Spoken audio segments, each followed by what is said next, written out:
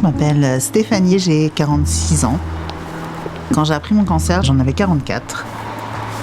Au lendemain d'une autopalpation, j'ai senti une boule dans mon sein qui m'a alertée. J'ai pris rendez-vous immédiatement pour faire une mammographie, échographie, avec une biopsie derrière, qui m'a révélé comme quoi j'avais un cancer du sein localement avancé, qui était assez agressif. Et donc du coup, j'ai pris directement rendez-vous au CGFL. On m'a annoncé tout le protocole à suivre. J'ai eu 16 chimios.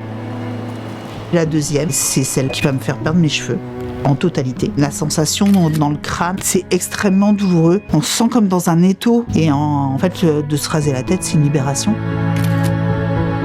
C'est ma fille qui m'a rasé la tête.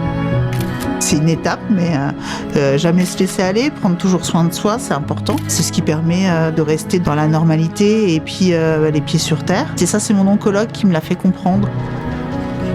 C'est pas parce qu'on a un cancer qu'il faut pas rester dans la vie normale. Il faut bien leur expliquer effectivement les thérapies, les effets secondaires, les bénéfices qu'il y a, mais aussi il faut leur expliquer que pour que ça se passe bien, il faut se bouger à côté. Et on verra que chez les patientes qui gardent ces activités, qui ont une qualité de vie normale, qui se promènent, qui vont au restaurant, qui s'occupent des enfants, et les chimiothérapies elles se passent beaucoup mieux. Et plus on fait ça, et mieux ça se passe en fait. Je finis mes chimios le 6 décembre 2024 et j'ai la date de la mastectomie totale de mon sein le 30 décembre 2024. La partie bloc opératoire est toujours une étape hyper importante pour la patiente parce qu'elle rentre dans un environnement potentiellement anxiogène. Donc pour ça, on a vraiment tous les professionnels du bloc qui sont là pour accompagner les patientes au mieux. Et ça, je sais qu'on a des équipes qui sont au top pour ça. Et puis la suite est aussi important puisqu'il faut qu'une fois qu'elle rentre chez elle, elle puisse se dire qu'elle a un relais disponible si jamais il y a quoi que ce soit à la maison. J'ai jamais été abandonnée dans mon parcours. Je perds mes cheveux, on me donne les adresses qui vont bien pour la perruque. Je perds mes sourcils, mes cils. Il y a l'onco-esthéticienne qui est là pour répondre à nos questions. Il y a toujours une solution. Au CGFL, il y a toujours une solution.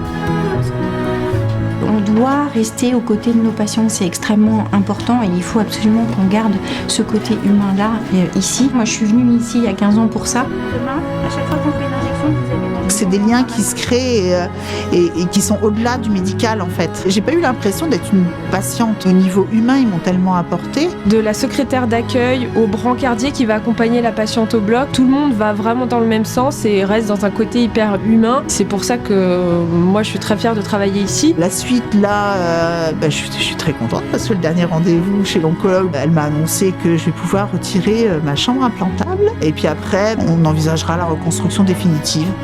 Et là, ça mettra un point final à tout ça, même si j'aurai toujours derrière des traitements, du suivi une fois par an. Mais je me porte à merveille maintenant et je croque la vie à pleines dents.